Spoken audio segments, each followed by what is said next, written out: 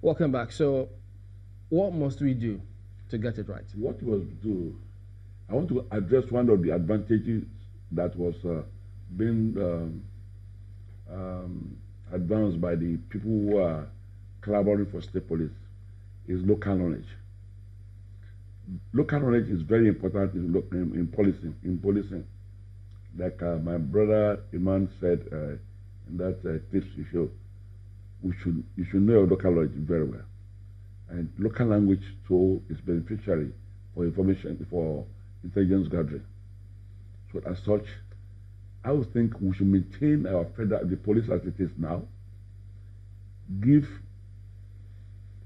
the police command to make sure that they recruit locally and post their recruits locally, and nobody should be posted out of his state until maybe he has become an ASP.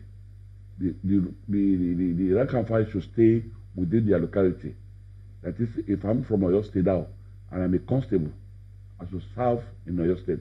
It's impossible to serve in my local government because I know my local government very well. That is what the police should do. They should bring everybody down, and that will even inform them about recruitment. If my local government is not as big as yours, then the type of the number of police, the personnel that will be working there will be yours will be big. The strength of your personnel will be more than that of mine, and those of them, all of them will be local. And when they are local, they'll be able to be mixed with everybody. They know the place. It's one of the things they used to teach us when we were the police is for us to know have knowledge of our local, of the local people. They expect you if you are living in my area and you're a big man, police expect me to cram your car number. So that's one of the things that we're taught. But what I'm trying to say is that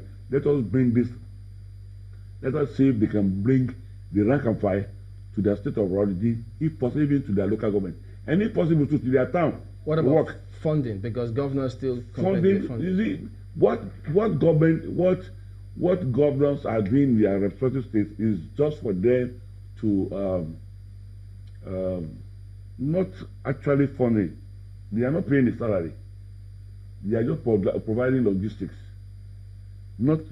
Some give more allowances in addition to the salaries that the police earn. That is where you have gone to perform. Okay, that's when some of the things that I was telling you when we started this program, that there must be police funding.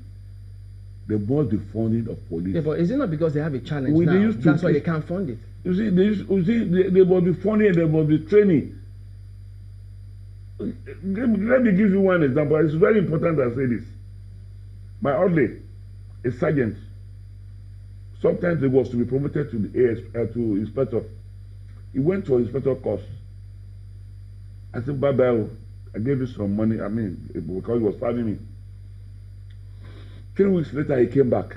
I said, what happened? He said, they have finished course. Course for inspector, you have finished 3 weeks. He said, yes. I said, it's supposed to be 3 months. They said, no. They said they don't have fund. And this is a man that's been prepared for a higher responsibility. A higher responsibility of being an inspector of police. And the training that's supposed to take 3 months is taking 3 weeks. That's number one. If there's proper funding of the police, things look. Let me use that word too because I'm a pensioner. We've suffered a lot during the military.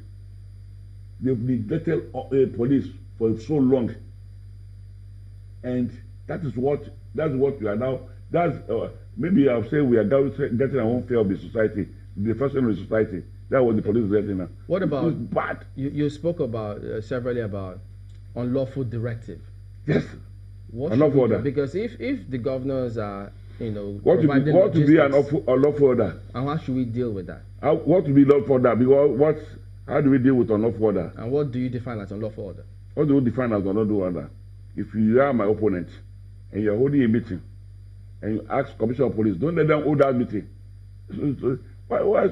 Some governors they do that. They don't let them hold that meeting. They should not hold that meeting.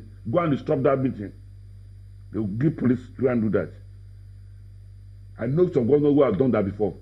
I know some governors, look, Don't let that man sleep in his house today. What should I say? For what offense? Those are kind of the orders they will give. Go and don't let him sleep in the house today. Then in 2015 election, one of my full soldiers in the Ogbonsho, my stronghold. Some people came. These people are men of the DSS. Came from Abuja to arrest in the midnight, 1 a.m. between 1 a.m. and between 1 a.m. to 2 a.m. in the midnight, jump the fence of that man, arrested 3 of them, of my people, blindfolded them, took them to Abuja because we were to hold election the following week. So they kept those 3 people there until we finish election. DSS came from Abuja. The people those 3 people they arrested, they are nobody. They are only just known politically, locally. But because they are very strong and they belong to Akala, they say they should come and arrest them, and they arrested them. So those are the type of thing people be using police for. Okay. We should not allow police. Speaking about politics, I mean, yes. You're the governorship candidate of ADP. Sure. You've moved parties 4 times. This is your 4th party. No. You are in PDP, Labour, APC, now ADP. No. You really got it right. Which one? I started with APP. So that's 5. Yes. Oh dear. So why do you want to be governor again? I want to be governor again because those people who have found me worthy of being governor are clamoring for me to be governor. And God actually clamored for me. They even came to my house to beg me to be governor. And again, is it not my constitutional right to be governor again? But you know, is it not my constitutional right to be governor? It's up to you to decide that. No, you don't what the constitution say about being the governor.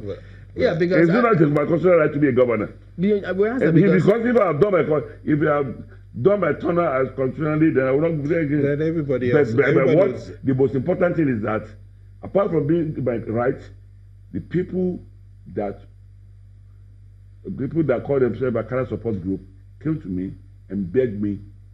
I use the word beg. So you didn't want to contest, they begged you, so begged you me, yes, begged me, and they are doing the job. So I'm not even doing the job, they are doing the job. So if those people did not come for you, you won't be running for governor. When you don't have structure and you want to run for governor, you are just making yourself the laughing stock.